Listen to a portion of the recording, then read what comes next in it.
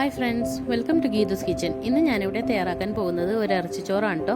വളരെ ടേസ്റ്റി ആയിട്ടുള്ള റെസിപ്പിയാണിത്. അപ്പോൾ നമുക്ക് ഇറച്ചിച്ചോറ് എങ്ങനെ തയ്യാറാക്കാമെന്ന് നോക്കാം. അതിനു മുമ്പ് എൻ്റെ ചാനൽ ഇതുവരെ സബ്സ്ക്രൈബ് ചെയ്തിട്ടില്ലെങ്കിൽ ഒന്ന് സബ്സ്ക്രൈബ് ചെയ്ത് സപ്പോർട്ട് ചെയ്യണം. കൂടെ നോട്ടിഫിക്കേഷൻ ആ ബെൽ ഐക്കൺ കൂടി ഒന്ന് ക്ലിക്ക് ചെയ്തേക്കണം കേട്ടോ.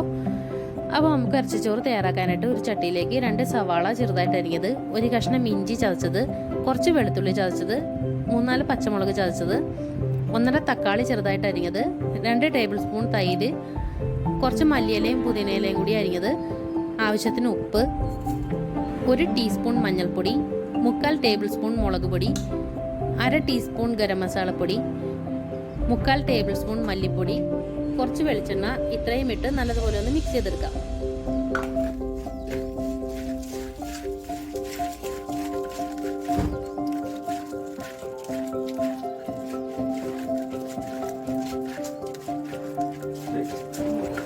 ഇനി നമുക്ക് ഇതിലേക്ക് നമ്മുടെ കഴുകി വൃത്തിയാക്കി വെച്ചിട്ടുള്ള ഇറച്ചി ഇട്ട് കൊടുക്കാം.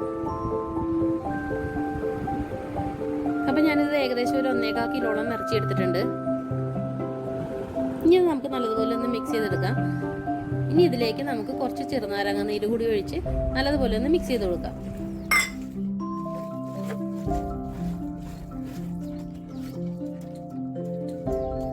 ഇനി നമുക്ക് ഇതിലേക്ക് കുറച്ച് കറിവേപ്പില ഇട്ടതിന് ശേഷം മൂടി വയ്ക്കാം. അപ്പോൾ കുറച്ച് നേരം മൂടി വെച്ചതിന് ശേഷം നമുക്ക് തടപ്പത്തേക്ക് വെക്കാം. അപ്പം ഞാനിവിടെ ചട്ടി തന്നെയാണ് ഇറച്ചി വേവിച്ചെടുക്കാൻ പോകുന്നത്. കുക്കറിലാണെങ്കിൽ കുറച്ചുകൂടി എളുപ്പത്തിൽ വെന്ത് കിട്ടും. അപ്പോൾ ഞാൻ ചട്ടിയിൽ ഏകദേശം ഒന്ന് തിളച്ച് വന്നിട്ട് ഒന്ന് ഇളക്കി കൊടുത്തതിന് ശേഷം ഒരു 3/4 മണിക്കൂറിന് ശേഷമാണ് പിന്നെ ഒന്ന് ഇറച്ചി തുറന്ന് നോക്കുന്നത് വെന്തോന്നറിയാനായിട്ട്. അപ്പോൾ തുറന്ന് നോക്കിക്കഴിഞ്ഞാൽ പെട്ടെന്ന് വേവാനായിട്ട് താമസം കൊടുക്കും. അപ്പോൾ തിളച്ച് കഴിഞ്ഞതിന് ശേഷം ഒരു 3/4 മണിക്കൂർ കഴിഞ്ഞിട്ട് നമുക്ക് പിന്നെ ഒന്ന് തുറന്ന് ഇളക്കി കൊടുത്താൽ മതി. അപ്പോൾ എനിക്ക് ഏകദേശം ഒരു 1.5 മണിക്കൂറോളം എടുത്തിട്ടുണ്ട് ഈ ഇറച്ചി വെന്ത് കിട്ടാനായിട്ട്. അപ്പോൾ ഞാനിവിടെ 3 ഗ്ലാസ് ബസ്മതി റൈസ് എടുത്തിട്ടുണ്ട്. കഴുകി വൃത്തിയാക്കിയതിന് ശേഷം വെള്ളത്തിലിട്ട് കുതിർത്തി ഒരു കൊട്ടയിലേക്ക് നമുക്ക് വാരി വയ്ക്കാം. ഇനി നമുക്ക് റൈസിൻ്റെ മസാല എന്തൊക്കെയാണെന്ന് നോക്കാം.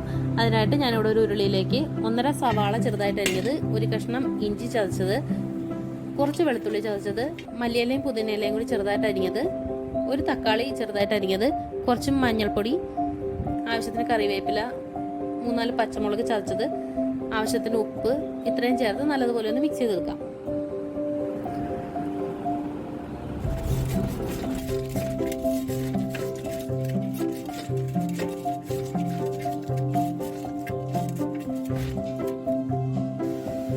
ഇനി നമുക്ക് ഇതിലേക്ക് വെള്ളം ഒഴിച്ചു കൊടുക്കാം. ഞാനിപ്പോൾ എടുത്ത ഒരു ഗ്ലാസ്സിന് ഇരട്ടി വെള്ളം വെച്ചിട്ടാണ് എടുത്തിട്ടുള്ളത്.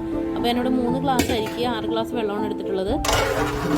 ഇനി നമുക്ക് ഇതിലേക്കൊന്ന് താളിച്ചിടണം. അതിനായിട്ട് ഞാനിവിടെ ഒരു ചെറിയ ചീനച്ചട്ടി വെച്ചിട്ടുണ്ട്. അതിലേക്ക് പട്ട, കരയാമ്പ്, ഏലക്ക, ജാതിപത്രി, തക്കോലം, സാജീരകം, പെരിഞ്ജീരകം, കുരുമുളക്, ഇത്രയും സാധനങ്ങളിട്ടൊന്ന് പൊട്ടിച്ചെടുക്കുകയാണ്.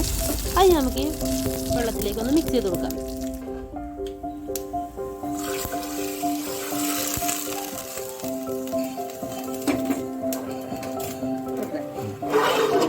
അപ്പോൾ നമ്മൾ മസാലയൊക്കെ ഇട്ട് വെള്ളമൊക്കെ നല്ലതുപോലെ തിളച്ച് വന്നിട്ടുണ്ട്. ഇനി നമുക്ക് ഇതിലേക്ക് നമ്മുടെ കഴുകി കുരുത്തി കൊട്ടയിലേക്ക് വാരി വെച്ചിട്ടുള്ള അരി ഇട്ട് കൊടുക്കാം.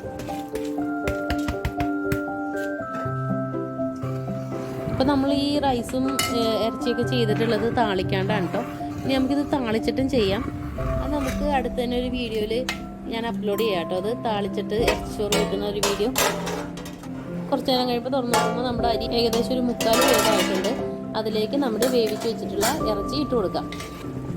അപ്പോൾ കുറച്ചുകൂടി വെള്ളമൊക്കെ പറ്റാനുണ്ട്. അപ്പോൾ ആ ഇറച്ചിയിലേക്ക് കിടന്ന് നല്ലതുപോലെ ഒന്ന് വെള്ളം പറ്റിക്കോളും.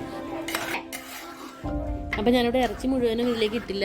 കുറച്ച് ഇറച്ചി മാറ്റി വെച്ചിട്ട് ബാക്കിയുള്ളതാണ് ഇതിലേക്ക് ഇട്ടത്. ശരിക്കും ആ ഇറച്ചി മുഴുവനും ഇട്ട് കഴിഞ്ഞാൽ കുറച്ചുകൂടി ഇറച്ചിയുടെയൊക്കെ ഫ്ലേവർ നല്ലതുപോലെ ഉണ്ടാവും. ഇവിടെ ഞങ്ങൾക്ക് ഇറച്ചി കുറച്ച് സൈഡിലിട്ട് കഴിക്കാൻ വേണം, അതുകൊണ്ടാണ് അങ്ങനെ മാറ്റി വെച്ചത് കേട്ടോ. അപ്പോൾ ഇറച്ചിയും അരിയൊക്കെ കൂടി കിടന്ന് നല്ലതുപോലെ വെന്ത് വന്നിട്ടുണ്ട്. നല്ലൊരു ഫ്ലേവറും ഒക്കെ വരുന്നുണ്ട്.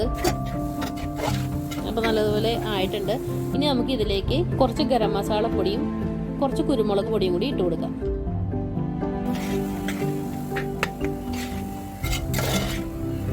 ഇനി ഇതിലേക്ക് നമ്മുടെ വെളിച്ചെണ്ണ ഒഴിച്ച് നല്ലതുപോലെ ഒന്ന് മിക്സ് ചെയ്ത് കൊടുക്കാം.